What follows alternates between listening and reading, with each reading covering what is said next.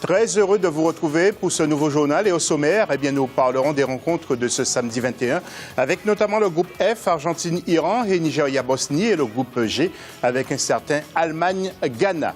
Mais d'abord, un clin d'œil au tableau du groupe G avec Allemagne-Ghana. Et ce sera une histoire de famille avec, d'une part, chez les Allemands, il y a un faux frère sans méchanceté aucune. C'est le défenseur Jérôme Boateng, plus de 38 sélections, d'origine ghanéenne.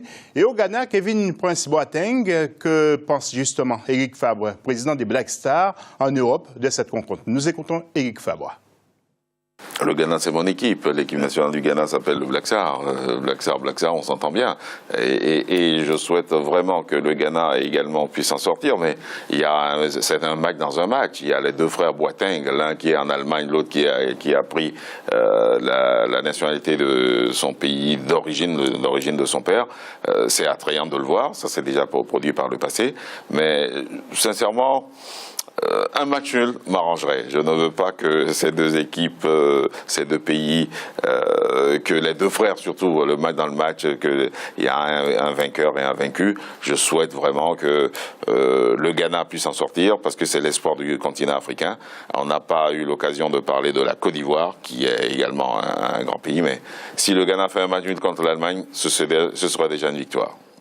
Autre match, c'est en groupe F avec Nigeria-Bosnie et Éric Fabre a bien voulu nous dire aussi quelques mots sur cette rencontre importante. Vous voyez le tableau et pour notre continent également. Je souhaite sincèrement que le Nigeria fasse mieux. Pourquoi? Parce que pour plusieurs raisons. D'abord, le Nigeria, c'est un grand pays, plus de 150 millions, 160 millions d'habitants. Le Nigeria, c'est un poumon également. Le Nigeria, si par la Coupe du Monde, on peut parler positivement de Nigeria, ça m'intéresse énormément. Mais le Nigeria nous a déçus sur son premier match et je souhaite qu'il se rachète.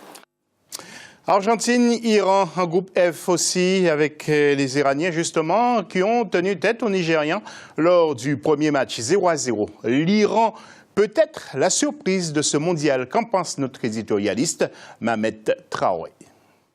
L'Iran, lors de leur premier match contre le Nigeria, ils avaient produit un football, ils ont été très vaillants dans le match. Est-ce que ça va être suffisant face à l'Argentine, qui, malgré leur victoire, n'avait pas vraiment convaincu? Donc je pense qu'ils vont vouloir se montrer davantage face à l'Iran. Non, je ne pense pas que l'Iran peut les contrarier. Je m'attends à une victoire argentine.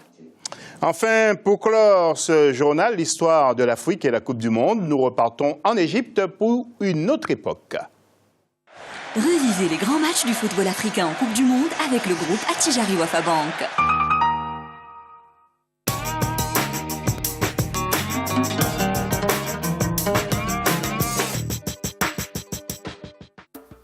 Juin 1990, l'Italie abrite la 14e édition de la Coupe du Monde de football.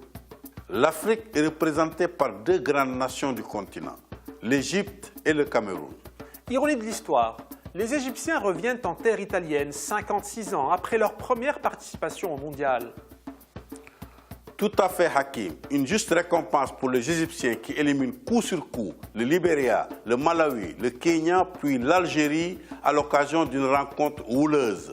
Tellement houleuse, Ousmane, que les Pharaons se présentent à la CAN 90 en Algérie avec une équipe remaniée pour des raisons de sécurité, d'où une élimination précoce dès le premier tour de la compétition.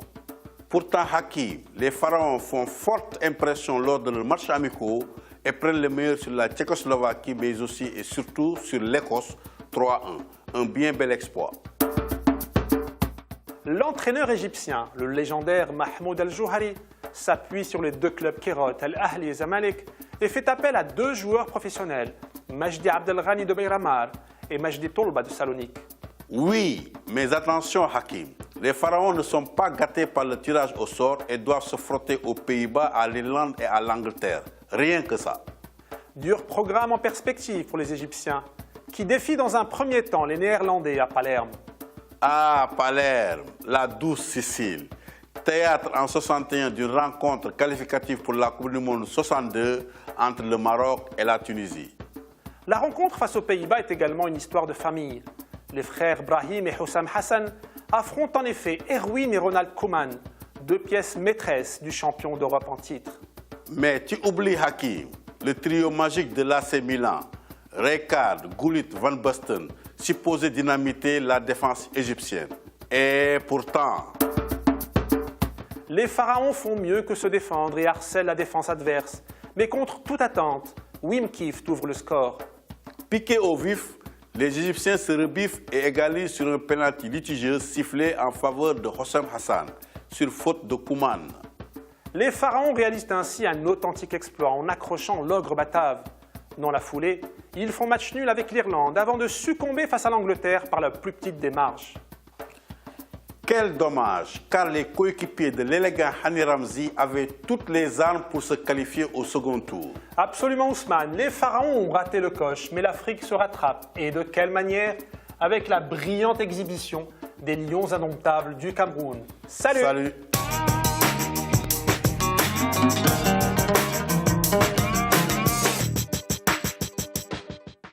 Revisez les grands matchs du football africain en Coupe du Monde avec le groupe Attijari Wafa Bank. Voilà, toujours de belles histoires avec Hakim et Ousmane. C'est aussi la fin de cette édition. Merci de l'avoir suivi. Restez avec nous pour la suite des programmes sur notre chaîne.